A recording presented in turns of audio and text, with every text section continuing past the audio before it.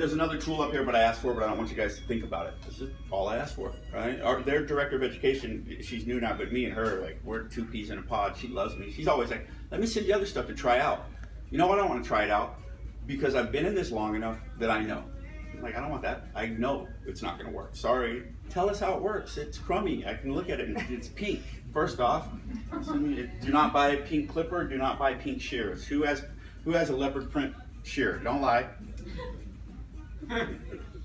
I'm looking past you at him with the muscles, okay? I'm going to simplify clipper cutting because I used to have all the clippers lined out. I was so proud of all my clippers, and it's like having 5 cars. They look great in the driveway, but you can only drive one. I tried to drive 2 once, it didn't work. I was with Matthew McConaughey, obviously. So, simplicity.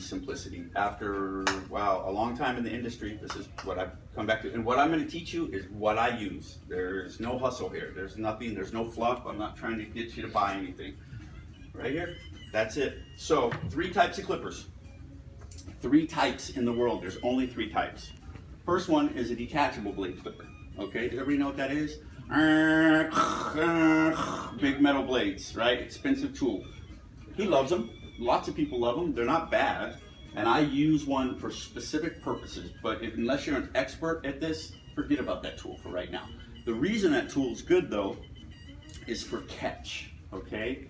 How much hair can be caught and cut in one stroke? You want to write this down?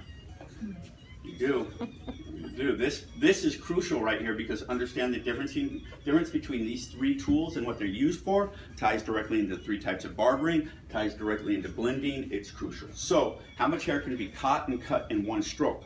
The detachable blade clipper, 1 stroke will generally equal 3 to 4 strokes on the adjustable blade clipper. 3 to 4 strokes with this tool equals 1 stroke with that tool. Problem with that tool is each one of those blades cuts the hair to a static length, right? So there's not a lot of flexibility in it.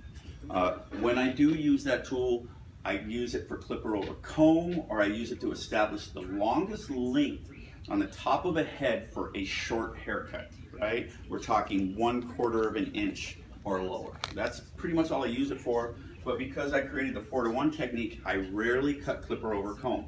The reason I would cut clipper over comb possibly is if Chip came in and he said, hey, you know, I want this to be about 2 to 3 inches and refined, you know, a newscaster haircut. Well, I would plop it out and hit it with the detachable blade really quick and just knock it down to where I needed it, and then I would work with my shears to get it into place because it would be so quick. Second type of clipper is a trimmer. Has a T-blade. The only time I don't use a T-blade is when I'm lining up a small child and I don't want to give them the vanilla ice eyebrow. Unless mom requested it, which I don't know why she would. I would, but I named my kid Hurricane, so shaving his eyebrows with little lines is like part of the deal, right? That's it. T-blade. T-blade is what you want. You do not want the little gimmicky tattoos. They call it like a tattooer. They had them out for a while. They don't work, right? This is everything you do your design work with around the ear. This is it. And that brings us to the third clipper. This is an adjustable blade clipper. This was invented in 1922. This changed the game for barbering. This is still, in my opinion, the most important tool you'll ever own in barbering, okay? This is an urban and military tool. Urban barbers and military barbers use this tool en masse. Here we go.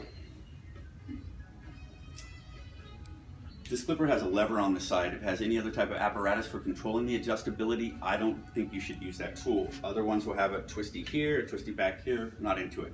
When this lever is pushed to the front of the clipper, it closes the bottom cutting teeth to match the top metal guard. That cuts the hair to a 0 of an inch. I never use numbers. 1, 2, 3, 4, 5 tells you what? Nothing. Tells you that I can count to 5. I passed kindergarten. Not high school, okay?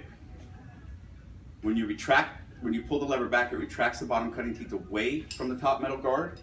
That cuts the hair to 1/32 of an inch. That is basically universal for all adjustable blade clippers. That adjustability, in my opinion, is the most important thing in barbering for blending. Okay, so when you see portraits in the back of the head, it's done with this, right? Right there, This tool, in conjunction with 5 plastic guards, is all I need. Out of these 5 plastic guards, these 3 guards are the most important, okay? The guards go in this ascending order. 1/16 of an inch, 1/8 of an inch, 1/4 of an inch. If you want to write this down, I'm going to ask you in a little bit what these are, and if you can't tell me, you have to exit the class. 1/16, 1/8, 1/4. The 3 most important, and I'll show you how these correlate.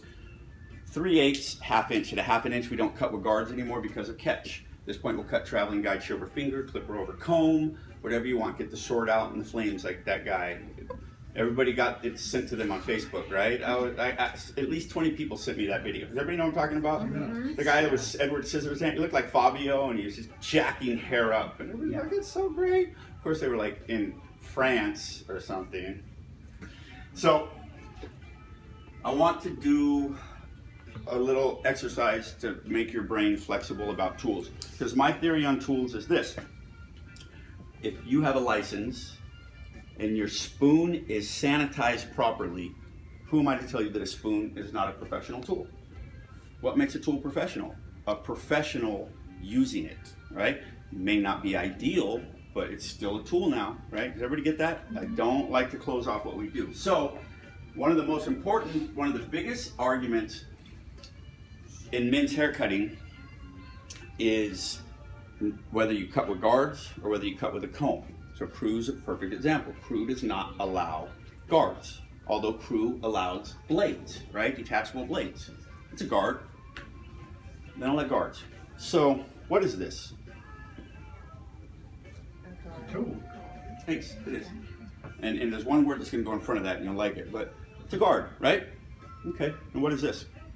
Comb. Yep. Now,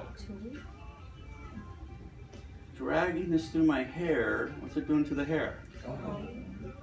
As I place this over my hair, what's it doing to for the hair? Guarding it. Get it? You want to see me cut clipper over comb? Cutting clipper over comb, it's just attached to my clipper. You want to see me cut with a guard? Cutting with a guard, it's just attached to my hand. Everybody grasp that? Mm-hmm. Very important. This is crucial to being very aware that tools are so much broader in their use and kind of than what we make them be, right? So, and this will lead into the multi-tooth shears. So, what I call all of these up here is directional tools. It is a tool, but I call it a directional tool because it's made to direct the hair, right? That's really their purpose. I only use 3 combs. And these are them. Let me get ready to do this. First is a flat top comb. You see the size, right? See the separation in the teeth. The girth of the teeth is a 1/4 inch. That ties directly into my 1/4 inch guard, right? Get it? Flat top comb is in my hand very rarely. If I'm doing a flat top or if I have that certain length on the side of a blend and I want to work out some weight, I'll grab it. Next comb is a styling comb. Smaller the flat top comb, thinner or narrower, tighter gapping in the teeth, and this is what do you think? What would if that was a 1/4? What would this be? 1/8 of an inch. Ties right into my 1/8 of an inch guard. And finally, we have a finishing comb, our detailing comb. Same gap, same girth. Flip it around, tighter, 1/16 of an inch, which ties into the smallest guard you can use. Okay. Very important right there, understanding how these combs correlate to these guards, or how